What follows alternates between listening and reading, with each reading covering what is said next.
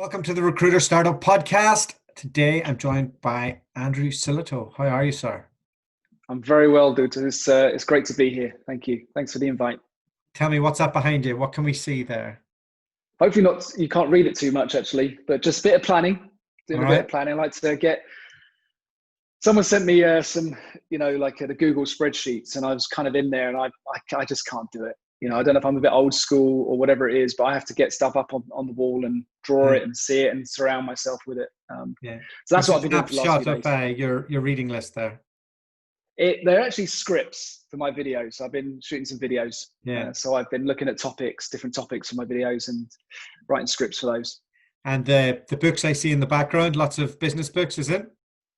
Yeah, just a small collection. Usually that's my backdrop actually, but I have 4 sections and they represent the 4 keys, which is my book. So I just kind of, just as a memory of why I do what I do. So it's All right. little symbolic, And what do you do, Andrew? Well, in more recent years, it's a bit of a shift actually, but for the most part, business owners who are struggling to scale their business whilst looking after their health, looking after their relationships at home, their mental health in many cases, whilst building a business, growing a business. I help those people. I help those people manage those different facets of their life, and that's something that's become very purpose-led in the last few years. It's been a purpose of mine for 25 years, really. But I kind of navigated life in different things, and leadership, and obviously a sports background as well.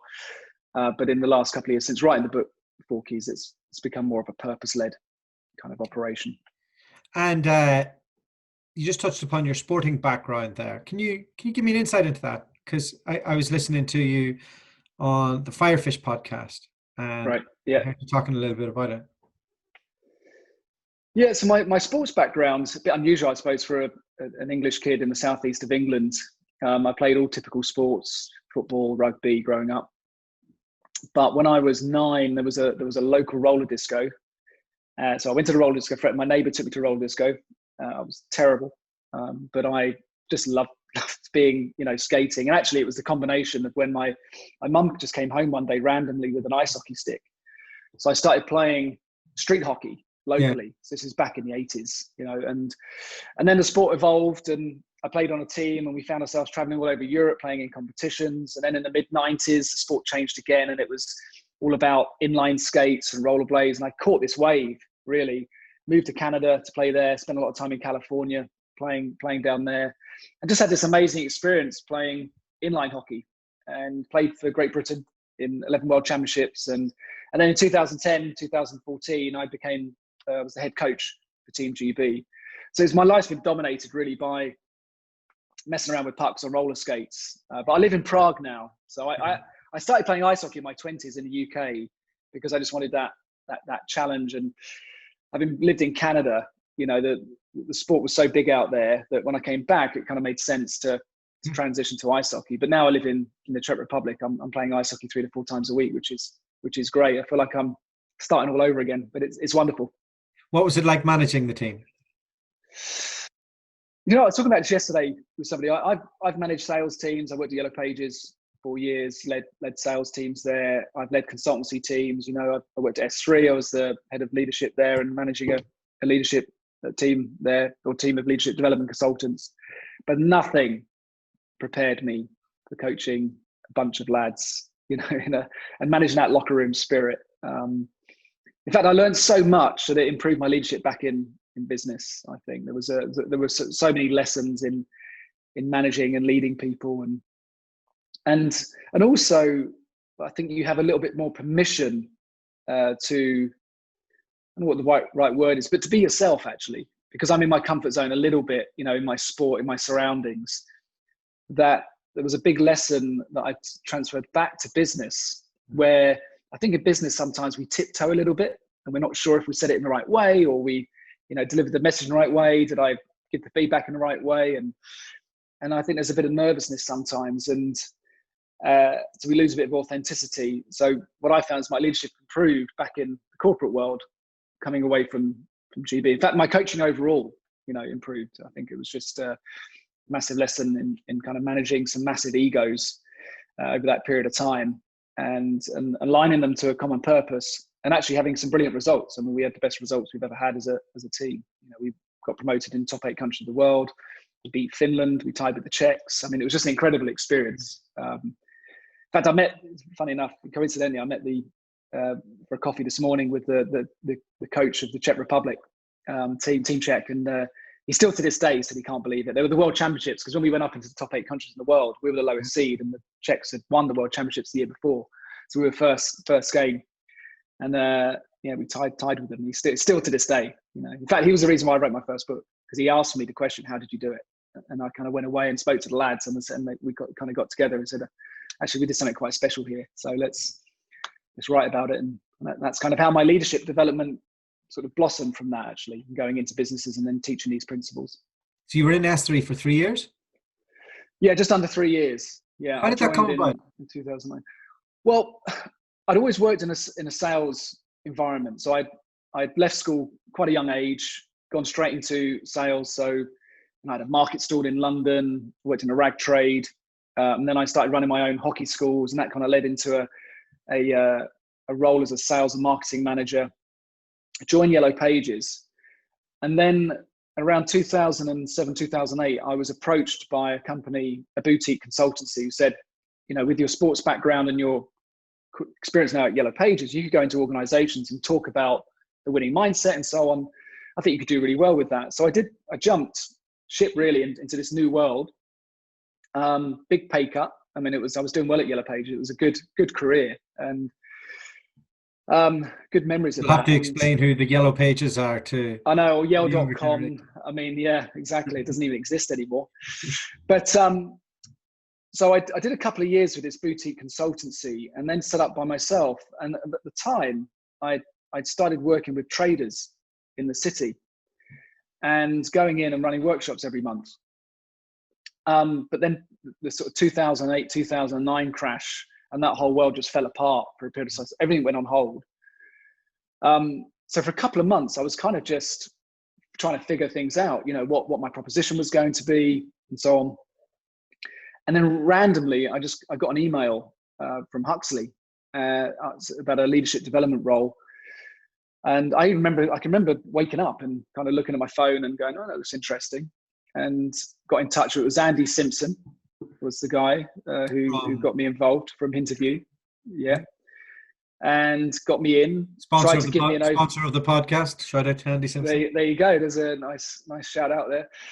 And Andy, took me through the business, everything else, would I be interested in it? And at the time it was a leadership development consultant role. So going and doing performance coaching. And then once they understood my background in Yellow Pages, and they said, "Actually, would you be interested in the management role and managing consultants?" And I had this brilliant team of leadership development consultants I essentially acquired. And I think it's fair to say, if you speak to anybody that was there at the time, we did some really good things. Like, we really changed a lot of the way leadership was developed. Leadership development was delivered. If you could kind of give us a snapshot in what did you inherit and what did you leave with? As in the team? When you went in, what's the legacy? What was leadership? Yeah. What was it when you left? That's a really good question. So I had two objectives, really. One objective was, how do we create a coaching culture at S3? That was one of the first objectives. And they, to be fair to them, they had a culture that they were very aware of. And my role was to help design and deliver coaching programs, developing the leaders how to coach more effectively. So anything from team leader, billing manager, up to director level. And then I had a separate role, which was coaching some of the senior directors or potential directors, so the high potentials. So I would engage in some executive coaching with those leaders. And when we left, the team, I can't take credit for all of it, because we had a really good team, and we delivered two programs. The CMEP was one of them, Certificate of Management Essentials program, which was a really good course, and Momentum, which was aimed at the more senior guys. And I believe some of those things are still running today. So it was a good experience at Estra. I really enjoyed my time there. Can leadership be taught? Leadership can be taught. Yeah, I believe it can. I think there are people that perhaps if you look at it on a scale, are more natural than others. What we often see actually are natural managers, but not natural leaders. That's the challenge, is that somebody can do very well and shape a good career as a manager, but then can fall short when they move into a leadership role and feel a bit vulnerable or not comfortable with that vulnerability that is required at a leadership level. So I think there are some natural managers actually, and there are some natural leaders. But I think once people develop that self-awareness, that's the starting point. Then they can start making some of the changes and behavioural changes that are required, particularly at a leadership level. You can get away with a lot more than people think at management level, but at leadership, you'll get found out. In what way? Could you give us an example? Well, and maybe to what you've seen in the recruitment industry. I think what we see in the recruitment industry are people that move into a management role. There's an exception with a few, but people that are particularly process orientated. They are good at managing tasks, results, and can deliver results through people. They're naturally strong in holding people accountable, and not letting people off the hook. When you get into a more senior leadership role and you're not as hands-on, you're not as close to the sideline, but on the pitch, if you like, and the bench coach, you're not perhaps on the sales floor being exposed to, all the activity. It requires a different type of leadership, being more of a facilitator, being more of a visionary, being brave around the strategy and owning the strategy. And that's quite a transition, because of what you see in managers when they transition to leadership, they're still looking to be told what the strategy is. And they're not comfortable necessarily having time on their hands to develop the strategy. So they'll fill it with other stuff. They'll fill it with going on the sales floor and coaching people still. They'll fill it with, pushing their managers out the way and getting a bit too involved. I'm quite trying to close a deal still. I find myself I've self-reflected on this a little bit recently. I think I was always aware of it. When I got to that stage where I could have went down the management route, I just decided I just want to set up my own business. Right. And now when I'm expanding my own business, I absolutely don't want to be a middle manager in my own business. So I don't like the maybe holding people accountable piece. I think there's probably somebody else who's better suited to that. I prefer doing the visionary stuff and that side. Does it because that's a tricky thing, because if you're in a company, it's very hard to get through the middle piece to do the visionary stuff. Yeah, and that's why we end up putting all these managers on emotional intelligence courses, because and think we're going to wave some magic wand over them, they're going to become emotionally intelligent overnight, and it just doesn't work that way. It's so what often happens, and this is a bit of a sweeping statement, but you'll see managers. We're good at that on this podcast. Yeah, well, and you'll get they'll get promoted because of the meritocracy. They've perhaps done well, and as a consultant, so they get moved into management and so on, but not really unpicking whether they are, have got some of those leadership competencies. So I think, going back to your point, I think we see that a lot in entrepreneurs, that aren't as comfortable in the management, the accountability bit, and might avoid that in some ways, but are very comfortable in galvanizing a group of people around a common purpose, about setting the vision and helping people get emotionally engaged and excited about that. But so the entrepreneur, the business owner who is scaling that business, then either needs to acquire someone who can do the accountability, who's got that natural ability to drive process and systems and so on, and hold people accountable and coach them whilst they can keep driving the business forward. And I liken it to a professional sports team. If you'll have and just use Manchester United as the example, you'll have the Glazers that are looking outwards and saying, right, where can we take this club? What can we do with it? Where can we get better deals, sponsorships, TV rights, all those sort of things. Then you've got the team manager who is thinking about how do we create a high performing team and make sure I've got players that are fit for purpose, that can deliver on winning the Champions League or something. The Glazers aren't interested in the champion. They are interested in Champions League, but it's not on their agenda. You know what I mean? It's not an objective for them. And then to continue on with that Man United analogy. You've got, if we go back in time, you've got Roy Keane, who kept everybody accountable. However, when it came to maybe being a bit more strategic and visionary, he couldn't separate himself from the detail, and that's been his kind of downfall from a stepping on to the next level that we thought maybe he might have. Yeah, and I think also, he's some leaders can't accept performance that doesn't meet their expectations. So I think Roy Keane's a good example of that. He just couldn't understand why someone wouldn't put the sort of work in, or why they couldn't play it a certain way, and why couldn't they be consistent every single time, just because he was. And that's sometimes hard for leaders to be forgiving of that. That not everyone's going to be as good or think in the same way, regardless of how much they're getting paid, how good they are, what team they're playing for. People just are responding to their environment differently. Have you self-reflected on where you sit on that spectrum? Yeah, I've reflected on it a lot, and I think so if I was to look at my strengths as a coach and weaknesses, my strengths were the visionary, the creative, the empathy, being able to empathize with my people, but the weakness isn't the fact that I wasn't as strong in detail and process, because that's just a reality. I was okay with that. I just, I've got people in my team that could do that better than me. But often what we don't recognize is that strengths become overdone strengths. They become weaknesses. Okay. So if you're a leader who's naturally empathetic and really strong in helping people, understand where people are at and empathizing with them, at the same time, you might avoid some of that conflict. You might avoid the accountability piece. You might avoid driving people beyond where they think they can get to. And I think that's going back to my point with Team GB, was that because I was in a different place and really experienced, I was able to do the visionary stuff and get everyone excited about winning a gold medal and creating the culture and getting the locker room spirit right. But I was also pretty ruthless on accountability because I was in my comfort zone in that respect. It just felt more natural. And I could look people in the eye and say to them, this is what you said you were going to do. This is what you've done. So we've not really met the level that you're capable of, or that you want to get to. And I could have that conversation very naturally in sports, but I wasn't doing it necessarily in business. I might have shied away from it a little bit.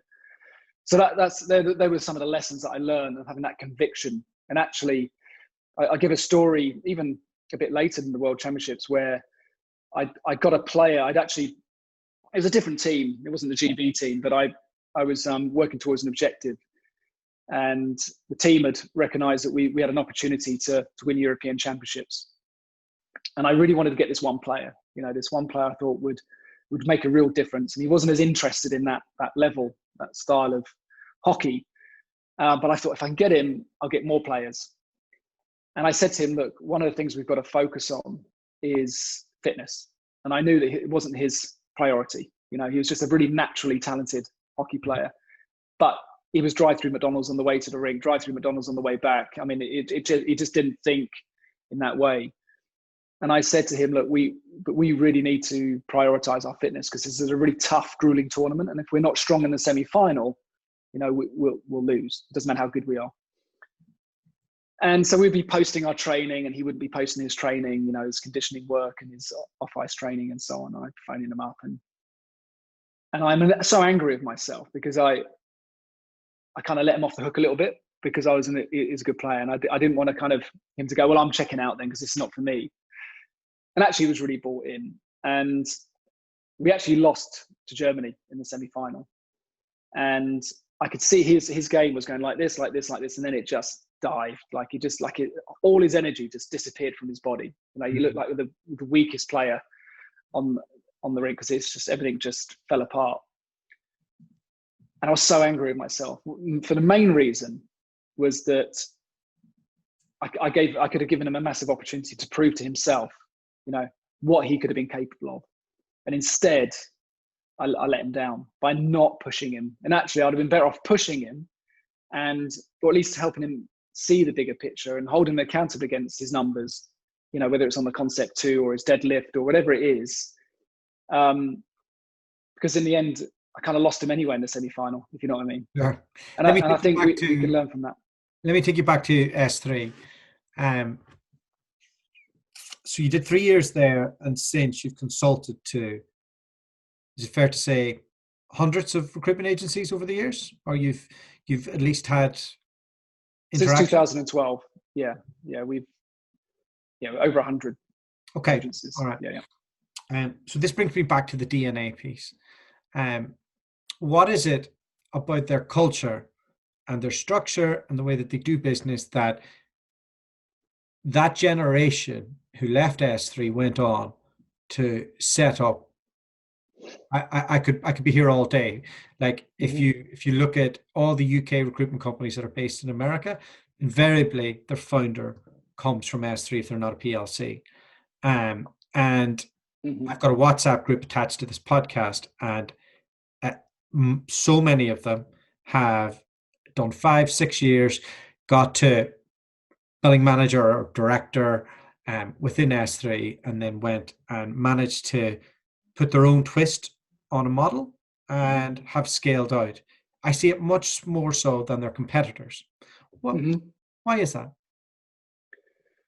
Well, I've spoken to Gary and Russell at the Virtual Recruitment Summit on this topic, and I said to Russell, if you were a head coach of a sports team, it would be the most organized team like in the world, right? Because they would be really efficient. They'd be playing systems, it would be just really, everyone would be tidy. It would be, so that part of it was, I think, driven by Russell, this ability to create systems in the business, consistency.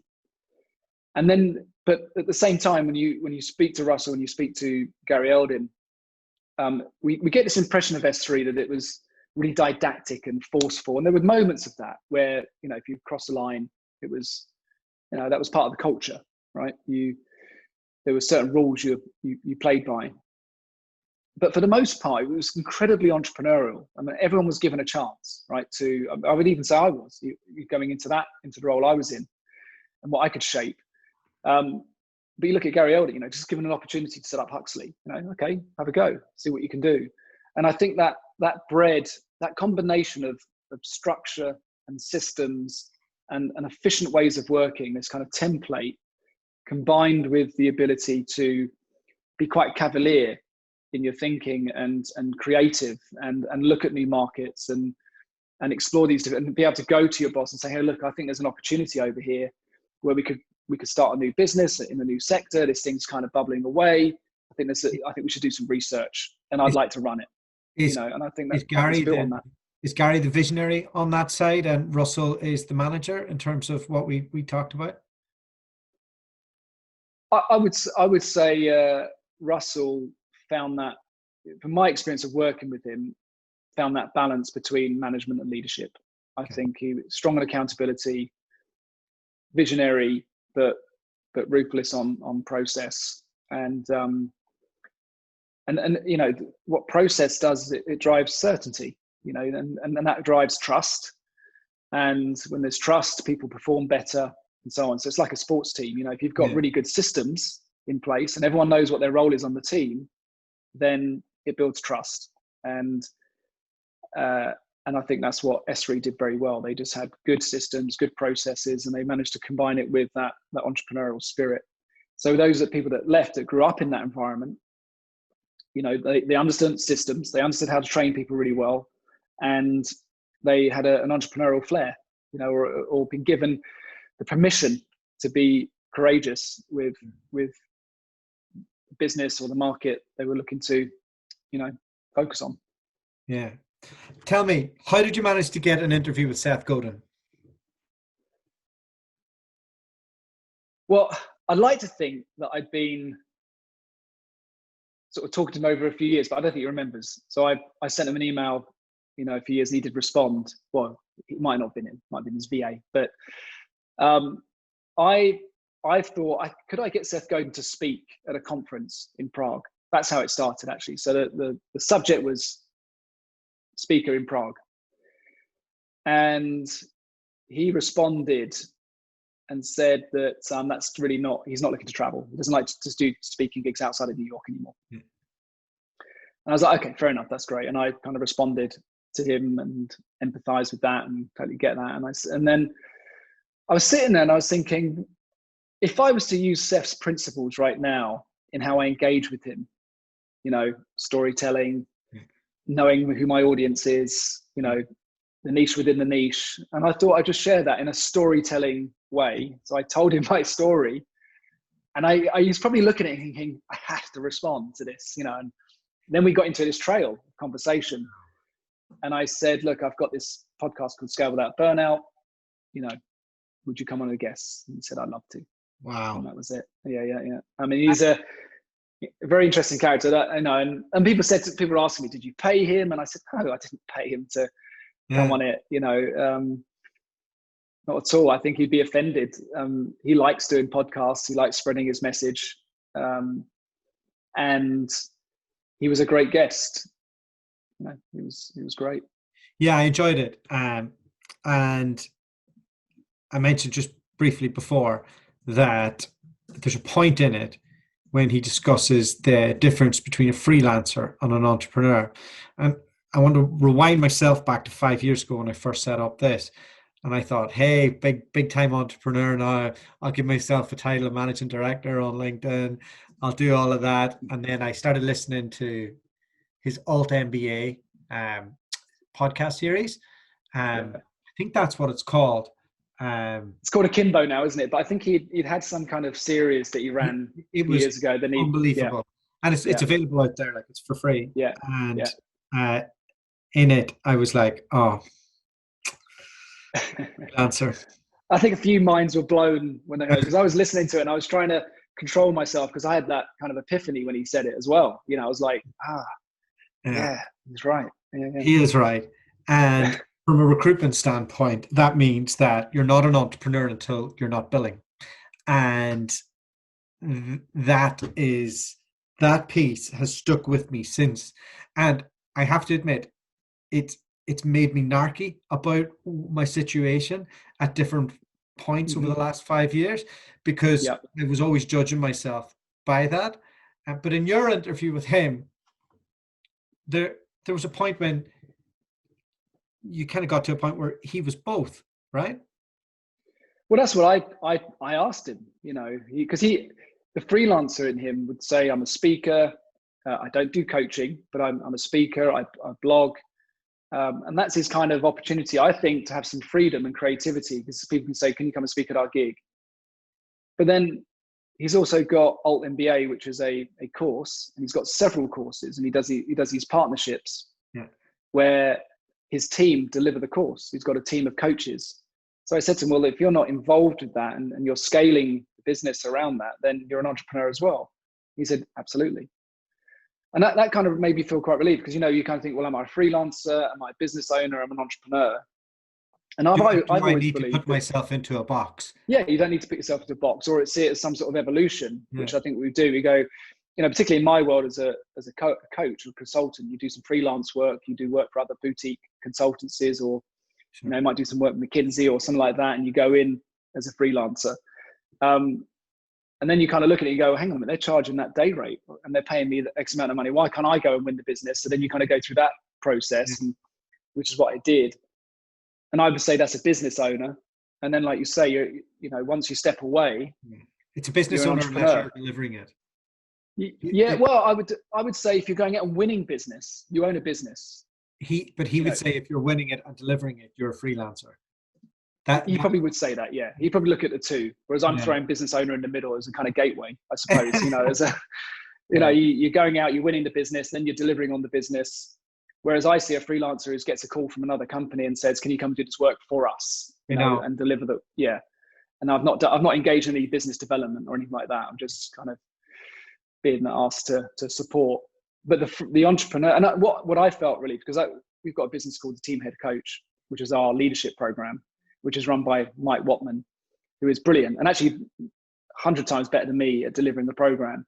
But it means now that I can have that kind of entrepreneurial spirit, because we can talk, we can I can play a bit of a mentoring role. He can challenge me back. He can come up with ideas. We've got a bit of a team, and then now we're kind of looking at scaling that, because we've moved it online for obvious reasons this year, and we're finding now we need more coaches to deliver it. So I feel like I've got that entrepreneurial bit, but over here I've got Andrew Sillitoe, which can go and do the speaking. And so when I came away from that podcast, I felt like, yeah, actually I can do both. Yeah, good. That then brought me to kind of listening more to Tim Ferriss. And one of the things that Tim Ferriss says is that you should always be trying to work your way out of the business. This is after his 4-hour work week. Mm-hmm. And one of the practices that he discusses is that you should aim to take more time out of your business each year, and until you can safely go, there's 3 months, I'm gone, and now I'm independent of it. But during that 3 months, he would tell you to focus on wellness and your health, and that. And that's something you're passionate about as well, isn't it? Yeah, very much so. Yeah, I'm very passionate about that, and looking after business owners and helping business owners hold the mirror up on their life and say, am I taking care of myself? Am I putting my own oxygen mask on first so I can be the best partner I could be, or best father, mother, and whilst I'm running a business. And there's a number of reasons why that. Well, two main reasons actually. One is my father died at 48 of a sudden heart attack, and completely out of the blue. But he was a business owner, entrepreneur, and after 91 crash, never really recovered from it. So when these things happen, I'm very sensitive to what we've experienced with COVID-19 and downturns. But ironically, I also experienced it myself, and I've always taken care of myself, my health. I've been in this work. But, growing a business since 2012, trying to scale it, I was, having a wonderful time with Team GB, written a book, traveling around the world, working with, I was with Pfizer, Ericsson in the Middle East. I was kind of living the dream, if you like, until my wife turned around and said to me one day, I didn't sign up for this, Yeah. You do that. So you go, yeah, kind of that handbrake moment in life. And you kind of, you have to get a bit of perspective. But it amazes me still how many business owners I speak to who say, look, I get what you're saying, but just give me 3 years. Never comes. If you don't take care of yourself, or if it does come, you won't have anyone to share it with. And is that the structure of how they manage their day, or how does that affect? Like, if you listen to Joe Rogan, he plans his Sundays and talks about things that he owes himself throughout the week. So he owes himself a yoga class, he owes himself 3 weights sessions, he owes himself some family time, and then he puts in those 12 things to a structure throughout a week. I look at it as being proactive. It's just family time. What does that really mean? Does that mean I've got to book a babysitter because I haven't done that, or do I have to think about a holiday or a weekend away? All these things that we kind of put on the back burner, whether it's because we haven't got the budget for it or headspace for it. Our health, for me, it's about being proactive. So I talk about the 4 keys: business, body, relationships, mindset, but doubling down on body, relationships, and mindset. And if you take care of those 3, and you do something a lot around those 3 every day, I find that the business takes care of itself, because you have that headspace, you have that clarity, you're feeling happier. Stuff at home is in, where it needs to be. And so it means we can turn up every day for work to focus on the business. So I think, whether it's what you described for Joe Rogan, or I just think it's about being proactive. It's just about thinking ahead and saying, how am I going to fit this? How am I going to prioritize these things so that I can execute on work? And then there's the other side of it, where people go too far, right? So it wouldn't be if someone said to me, hey, Andrew, I've taken your advice. I'm going to get fit. I'm going to get healthy. I get it. It makes absolute sense. So I've signed up for the London Marathon. I'm like, why would you do that? Or it's an Ironman, because they're so ambitious in their work that they transfer that then into their training. And then it's a different version of burnout, because now they're trying to, so they're all in on the gym, or they're in the CrossFit box every day and destroying their immune system. And, and actually where we're coming from is, you don't have to do that. You can work out for 10 minutes a day. You can just do things, slow life down a bit, and my emphasis is always on strength. So be strong, do stuff in 10 minutes, 20 minutes that makes you stronger every day.